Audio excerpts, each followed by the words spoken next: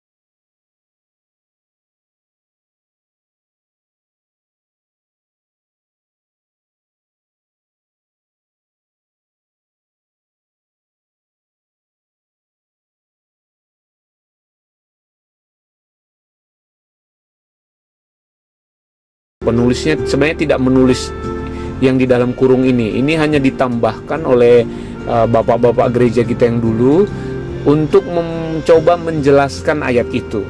Tapi sebenarnya kadang juga itu bukan berarti akurat, karena ini kan hanya sifatnya tambahan untuk menolong kita. Namun sebenarnya sudah jelas sekali kalau kita lihat konteksnya.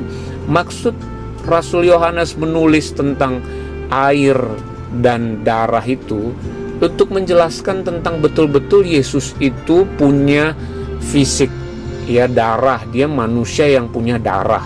Air, ya, bisa saja ya memang tubuhnya banyak berisi air. Waktu lambungnya ditombak oleh tentara Roma, di situ kan Rasul Yohanes ada, dia bisa lihat, dia bisa disaksi, dan beberapa murid yang lain. Begitu juga ya bisa jadi dia itu dilahirkan di dalam kandungan Maria, itu air gitu ya. Jadi jelas sekali bahwa di sini maksudnya itu dia ini benar-benar manusia 100%. Itu konteks di kitab 1 Yohanes ini. Jangan ragukan bahwa Allah benar-benar firman telah menjadi manusia. Itu dipertegas, dan itu diberi kesaksian selain dia punya darah dan air anggota tubuhnya, tapi juga Roh Kudus memberi kesaksian itu. Roh Kudus itu selalu, kalau antikris, roh antikris itu justru sebaliknya, menentang kemanusiaan Yesus, bahwa Allah menjadi manusia. Roh Kudus bilang bahwa benar Allah telah menjadi manusia, yaitu Yesus. Kemudian ayat yang ke-9 berkata, kita menerima kesaksian manusia, tetapi kesaksian Allah lebih kuat. Kadang kita kalau riset lah, atau secara akademik, secara pertanggungjawaban ilmiah, kita bisa percaya itu, kita wow, masuk akal nih, masuk akal. Kita kadang ngomong gitu. Tapi harusnya kalau kita mendengar kesaksian Allah, itu jauh lebih kuat. Pembuktian dari Roh Kudus dari firman Tuhan itu harusnya lebih tepat, dan apa yang Roh Kudus wahyukan kepada Rasul Yohanes sudah dicatat di sini bahwa benar Yesus itu punya darah dan tubuhnya pun punya air. Manusia itu terdiri dari sekitar berapa 10% bahwa kita ini punya air dalam tubuh kita, saudara. Ya, jadi jelas sekali bahwa dia sudah Allah yang sudah menjadi manusia. Kemudian dikatakan bahwa sebab demikianlah kesaksian yang diberikan Allah tentang anaknya. Dia benar-benar sudah menjadi manusia. Lalu ayat 10, barang siapa percaya kepada anak Allah, ia mempunyai kesaksian itu di dalam dirinya.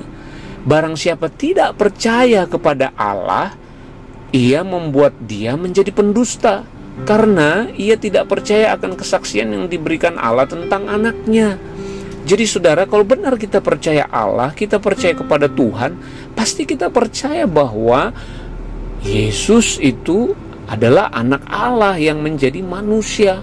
Yesus yang ada dalam sejarah pernah hidup 2000-an tahun yang lalu di Israel, itulah Allah yang telah menjadi manusia. Kalau kita nggak percaya itu, maka dikatakan bahwa kita membuat Allah dia menjadi pendusta. Ya, gimana mau diselamatkan kalau kita nggak percaya bahwa Yesus adalah Allah yang menjadi manusia yang telah mati dan bangkit menjadi Kristus, menjadi juru selamat. Jadi saudara, di sini dikatakan ayat 11, dan inilah kesaksian itu, Allah telah mengaruniakan hidup yang kekal kepada kita, dan hidup itu ada di dalam anaknya. Jadi saudara, kalau engkau mau diselamatkan, menerima hidup yang kekal, diluputkan dari kebinasaan kekal di neraka, satu-satunya cara adalah engkau menerima anaknya Yesus Kristus, Tuhan dan Juru Selamatmu. Kalau engkau menolak Yesus, maka engkau tidak bisa menerima hidup yang kekal itu. Karena Allah mengaruniakan hidup yang kekal kepada kita di dalam anaknya. Kalau engkau nggak menerima anaknya, engkau tidak percaya Yesus sebagai Tuhan dan Juru Selamatmu, engkau tidak akan pernah menerima karunia itu. Ditawarkan tapi engkau tolak.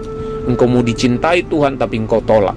Kemudian ayat 12 berkata, barang siapa memiliki anak, barang siapa memiliki Kristus, ia memiliki hidup. Kalau kita udah percaya Yesus, saudara, kita punya hidup, kita punya Zoe, kita punya hidup yang kekal. Itu maksudnya dikata hidup ini, saudara. Barang siapa tidak memiliki anak, kalau kita nggak percaya Yesus, kita nggak punya Yesus, ia juga tidak memiliki hidup. Jadi saudara bayangkan kalau kita nggak percaya Yesus, sebenarnya kita itu kayak zombie-zombie, saudara. Kita kayak mayat-mayat hidup aja sehari-hari. Karena sebenarnya kita mungkin punya nafas di badan kita, tapi kapanpun meninggal, kita masuk ke dalam penghukuman kekal, ke dalam neraka kekal, kematian kekal, terpisah dari Allah selama-lamanya. Karena kita nggak punya hidup sebenarnya. Karena hidup itu, kehidupan yang benar itu, kehidupan Allah itu hanya ada di dalam anaknya, Yesus Kristus. Dan kalau kita udah percaya Yesus sebagai Tuhan dan Juru Selamat, kabar baiknya bagi setiap kita, Dia telah ada di dalam kita, dan kita memiliki kehidupan itu.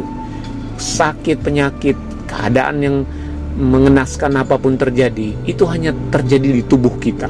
Kita tidak bisa mati lagi, karena sang kehidupan, sang kekekalan itu sudah tinggal di hati kita. Itu yang membuat kita bisa bersuka cita senantiasa, mengucap syukur dalam segala hal, karena kita tahu Allah selalu bersama dengan kita. Allah selalu ada dalam kita. Sang kehidupan itu selalu bersama dengan kita. Haleluya. Salam Gereja Kepenuhan Kristus. Tuhan Yesus memberkati.